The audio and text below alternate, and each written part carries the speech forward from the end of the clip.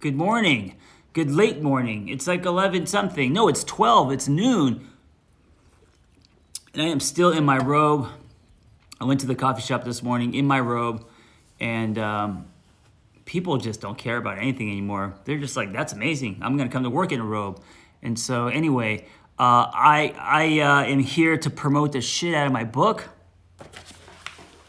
Hey, if you're single or if you're not single, hopefully if you get anything out of this, the next few minutes here, it's going to be that you have a ticking clock, and the ticking clock isn't to find someone, it's to work on yourself, and I'll tell you why. If you're in a relationship, you also have a ticking clock, because if you are not actively connecting to yourself, working on yourself, there's going to be drift. Let me explain. What's up, guys? How are you? Oh, you pre-ordered it. Thank you so much. I appreciate that. Yeah, the pre-orders help a lot. I think the way that the whole book world works is when you pre-order a book, I get more points. And by points, I'm not saying money. I get more push. The book gets to kind of float into the sky more. The message gets spread more if you have a strong amount of pre-orders. So I promised myself that with this book, because I believe in the message, that we need to give singlehood a cape.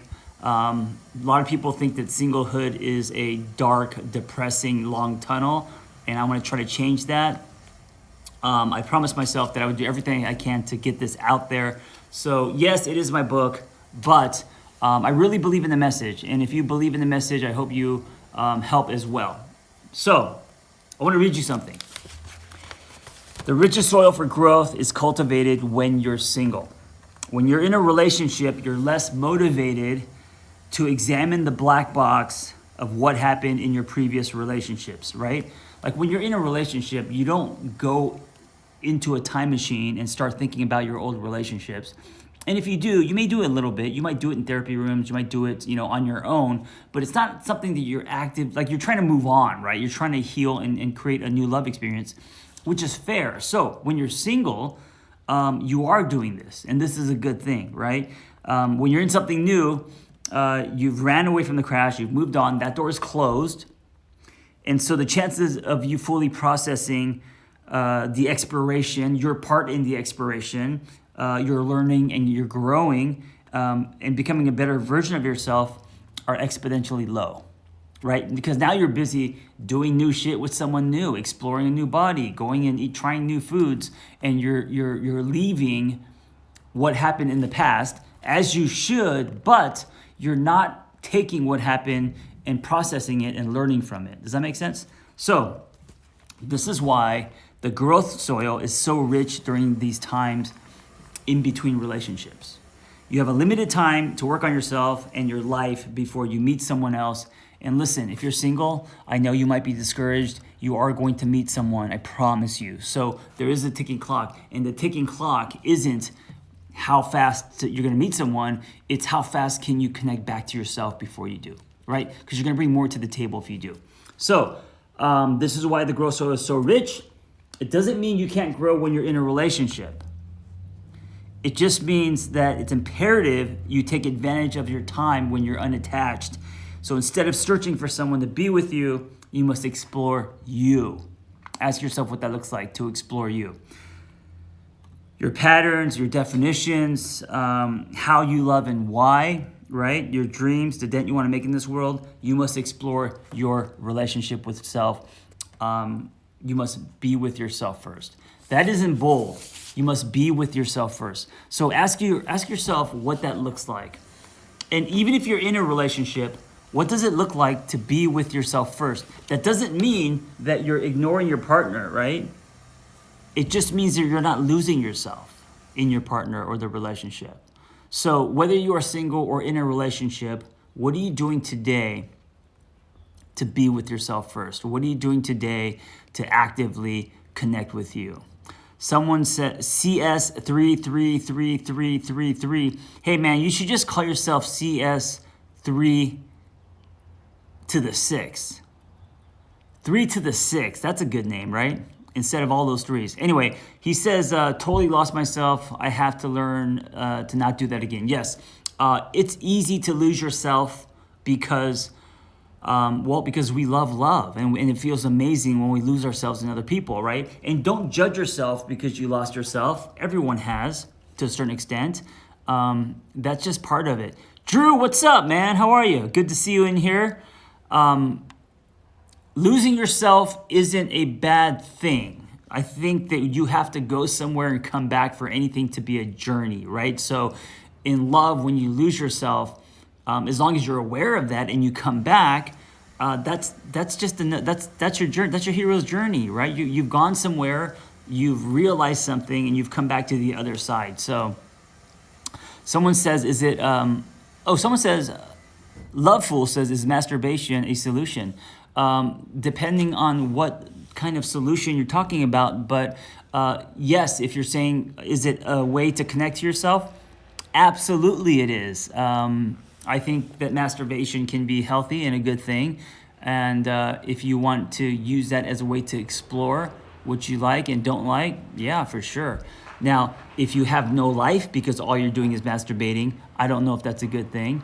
But especially for women, because I think in this society, women have been programmed to please their partner more so than themselves. And so masturbation can lead to empowerment, knowing what you like and don't like, expressing that to your partner. So yes. What else? I'm kind to myself, dance to music, enjoy, try to work on my passions and things that feel positive for me. Lisa, high five, chest bump. Yes, agree, all of that. When I was single, I bought a motorcycle. I spent a lot of times in Los Angeles riding. I think it was Ryan. What's his name? What's that guy's name? Ryan Reynolds. He said in an interview once that what made him get through when he wasn't famous and he wasn't working, what made him get through the dark days was his motorcycle. And I was like, when I heard that, I was like, what the fuck is he talking about? And then I got one and I was like, oh, yes, I get it. And I did a lot of that, hugging canyons in Malibu. I got into CrossFit, so doing a lot of fitness. Started allowing myself things like donuts and naps and walks and robes. All of that under the umbrella of self-care, right? There are simple things that you can do now that I think are real, that go far. So like high thread count.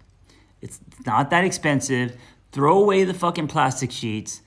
If you're single, because you might be like, you know what, I'm single, no one's gonna be in my bed or whatever. I don't need to impress anyone. It's not about that. It's about you. So, and your relationship with you. High thread count. Buy some expensive sheets that make you feel sexy and that make you want to not put your clothes on. Robes, buy a nice robe, and wear it till 1 o'clock. High water pressure in the shower. There's nothing worse than a shower spitting on you, right? So call your fucking landlord and make sure that your shower has the kind of water pressure that you deserve. What else? Things like donuts, find joy in your life, things that make you happy, things that make you calm, things that don't activate your fight or flight. All of that is self-care. All right. Hey, Gem Fish says she's going through this right now. My ex has never been so lost in his life. It's really hard, I think. Yeah, I was going to say, allow your ex to go through his own journey. I think a lot of times when we're single or we break up with someone that we're so concerned, and I know because we care about them, that they end up taking us hostage, even without intention, right? Because of the size of our hearts. So let them go. That could be the best thing that you give them. I'm going to repeat that because after my divorce, the greatest gift my ex gave me was silence, was boundaries.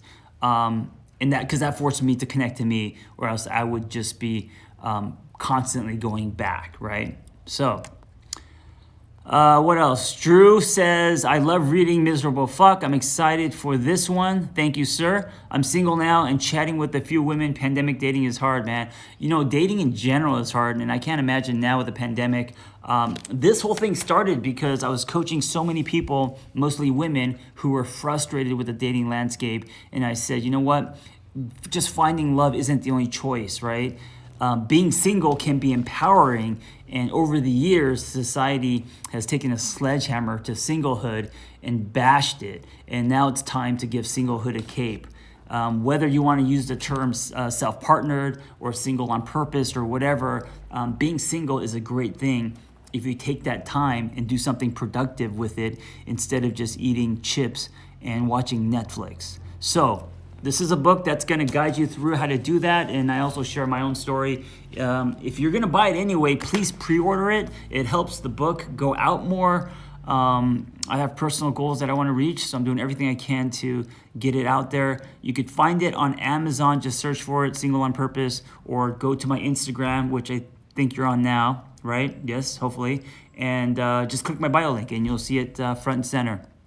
All right, guys, great seeing you guys. What else? Let me see. Any other questions? This is Nectar. You're welcome. Guys, thank you so much for your support. And keep your robes on. Have a beverage.